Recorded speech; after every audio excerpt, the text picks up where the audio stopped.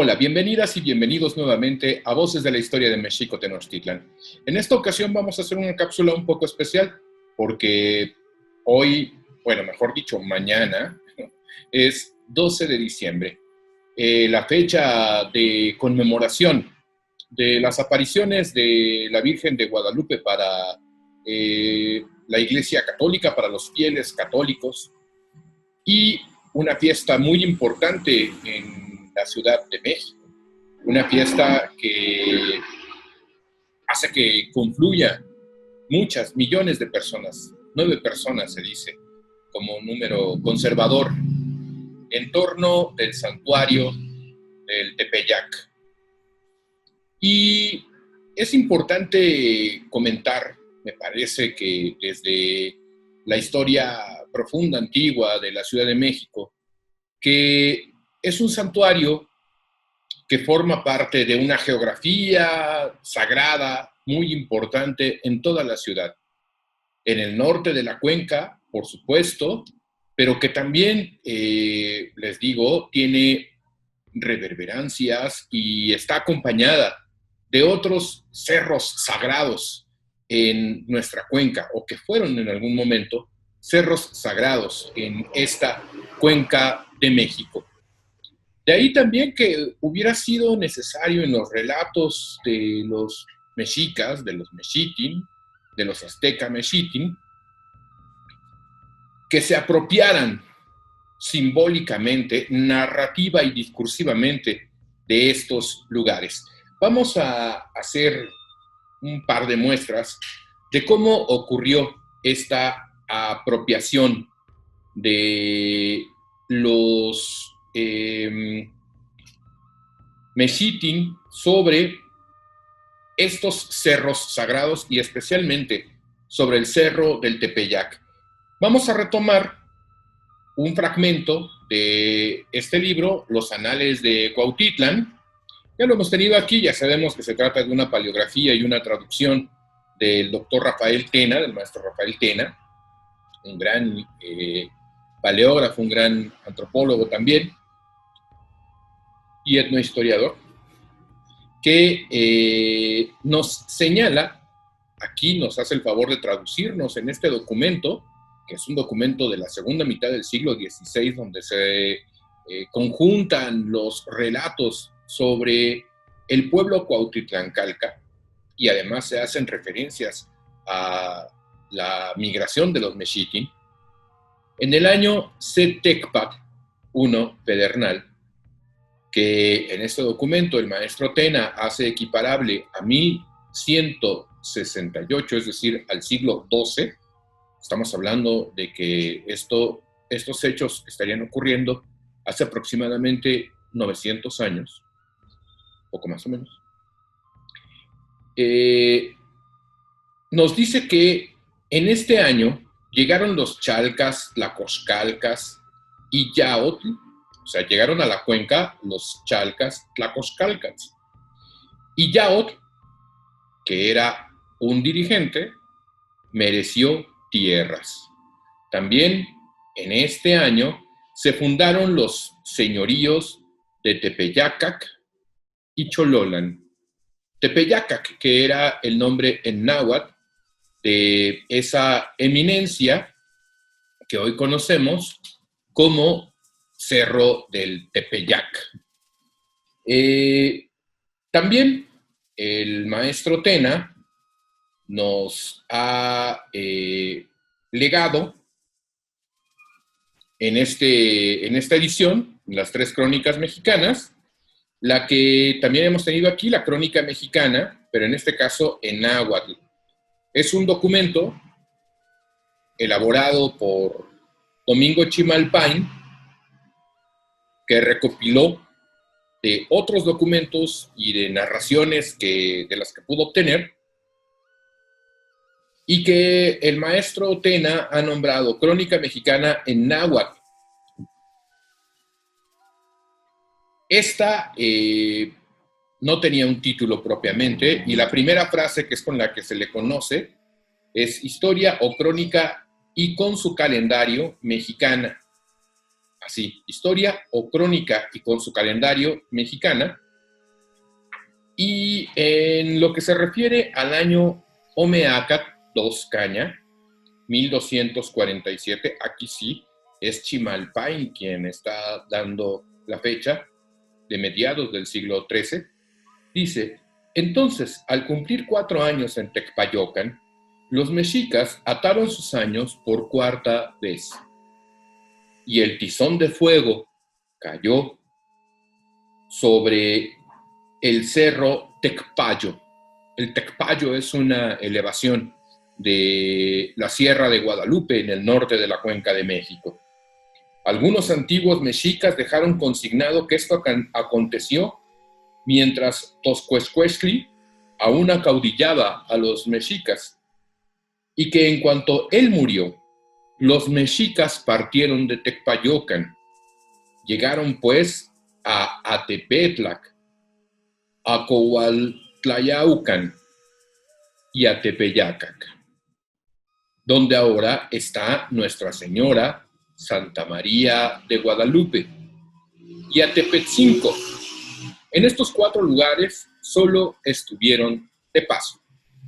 Bien, sí, efectivamente, es muy probable que solo hubieran estado de paso, pero para estas migraciones y para estos relatos sobre todo, es muy importante que se señalan los pasos por donde estuvieron, porque forman parte de los derechos que en otro momento los mexicas reclamarían. El reclamo de los mexicas sobre el cerro del Tepeyac nos lo narra el propio Códice Chimalpopoca o los Anales de Cuautitlán en el año Chicuelli Acatl 8 Caña, 1435, nos dice el maestro Tena, que era el año. En este año se sometieron los Cuitlahuacas y empezaron a considerarse pertenecientes a los mexicas. El agua del río. En este año, Chicuelli Acatl, 1435, se represó completamente el río que ahora entra por Citlaltepec. Se repararon los canales durante 7 años, se preparó el nuevo curso del río de Cuautitlán, y se secaron las casas que quedaban en pie. El antiguo cauce se llama ahora Aitlicli o lecho del río y está sembrado de milpas. En este año se establecieron algunos que ahora se llaman xaltocamecas, advenerizos, pertenecientes a los acolmatlancas, colhuas, tenochcas y otomís. Mas ya no volvió a haber allí Tlatocayot hasta que se llegaron los españoles. El señorío de los xaltocamecas había desaparecido para siempre cuando los cuautitlancalcas los obligaron a refugiarse en Metztitlan y Tlaxcalan. Y después de que se dispersaron los xaltocamecas, durante 31 años la ciudad estuvo desierta, aunque nadie vivía en Xaltocan. Al final, los xaltocamecas se habían mudado a Tecánman, seguramente está hablando de Tecámac, donde se dispersaron. También en ese año, los tenochcas y tlatelolcas fueron a señalar las tierras llamadas Mexicatlali o tierras de México en Toltepec, y en Tepeyacac. De la misma manera señalaron las llamadas Tlatelolcatl o aguas de Tlatelolco. En Coachilco, donde concurren los linderos de Tlaxcuicalco y Tosquenitlat. En este mismo año, en la fiesta de Xochilhuitl, cuando se erigía una imagen de Chicomezochitl y se danzaba durante 7 días, los ecatepecas solicitaron a Izcoatzin, a Izcoatl, Hueytlatoani de Mexico Tenochtitlan, el primer Hueytlatoani que tuvo Mexico Tenochtitlan, licencia para hacer la guerra, alegando que los cuautitlancalcas se estaban proveyendo de escudos. Accedió Izcoatzin, quien envió a 80 guerreros escogidos para que fueran a vigilar, y en el camino de cal estuvieron vigilando a los cuautitlancalcas. Es decir, para los mexitin también era importante decretar y señalar como propias tierras en Tepeyacac, no solo por una cuestión de orden político-militar. La clave quizás nos la da una narración de la historia de esta geografía sagrada que nos legaran los informantes de Fray Bernardino de Sahagún en el capítulo 20 del libro segundo de la historia general de las cosas de Nueva España, que habla sobre la fiesta y sacrificios que hacían en las calendas del primer mes que se llama Atlcahualo o Cuauhtleloa.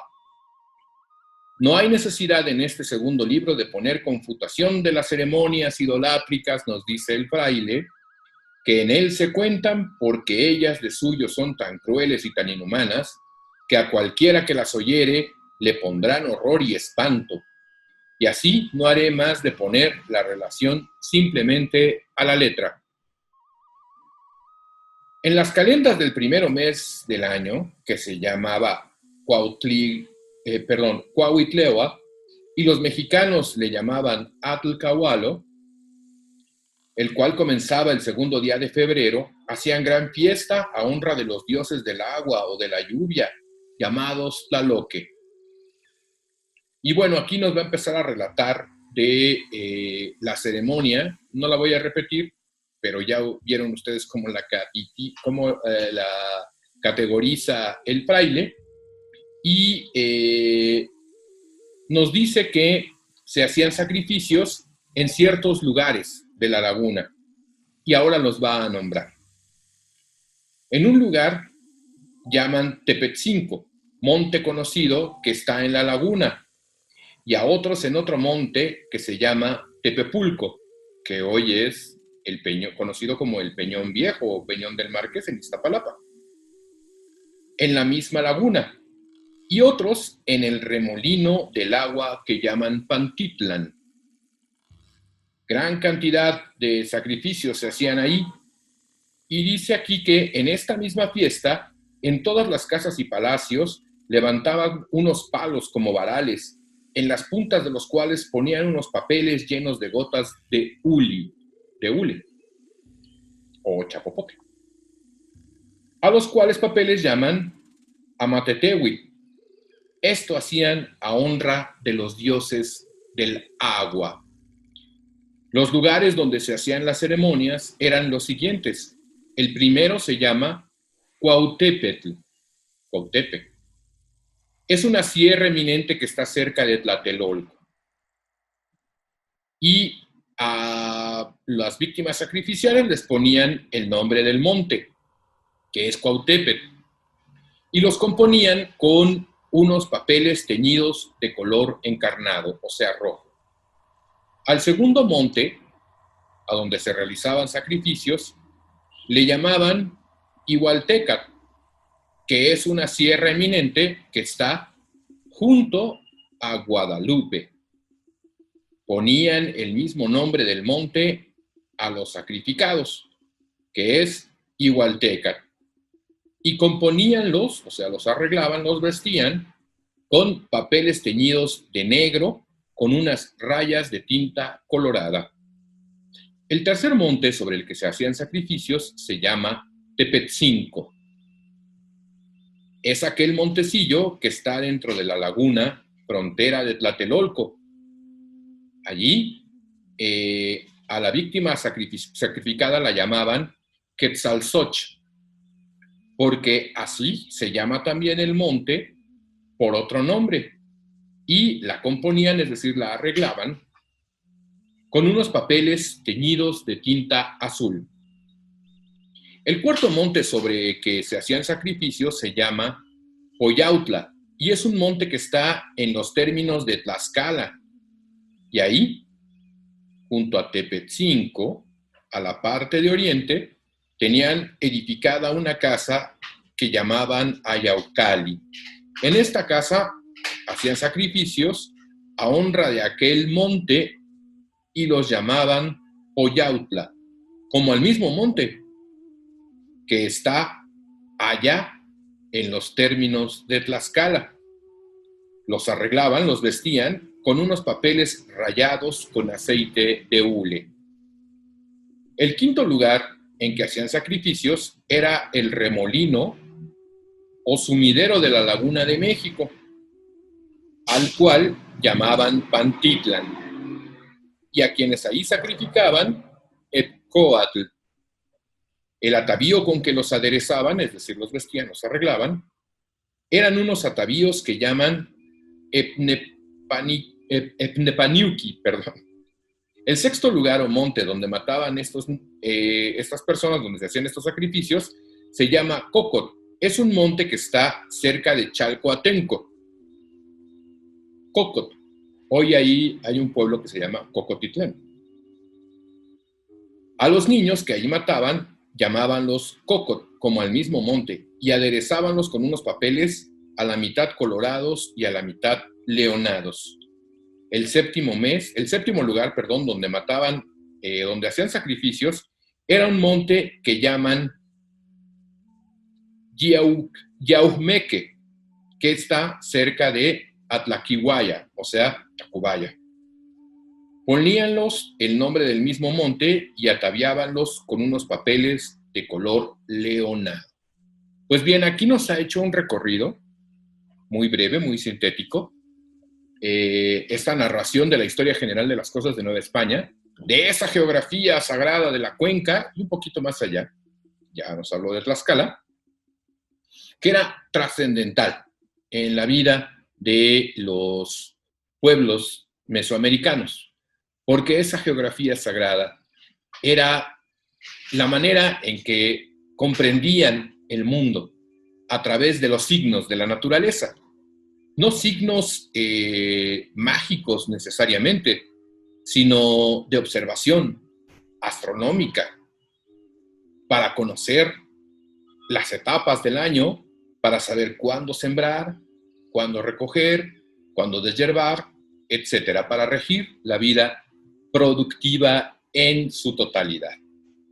Bien, en la próxima cápsula vamos a hablar un poco más del culto concreto que se conoce que existía en el Cerro del Tepeyac, en este integrante de la geografía sagrada que hemos tratado en esta cápsula, antes de la caída de Tenochtitlan, antes de la llegada del cristianismo.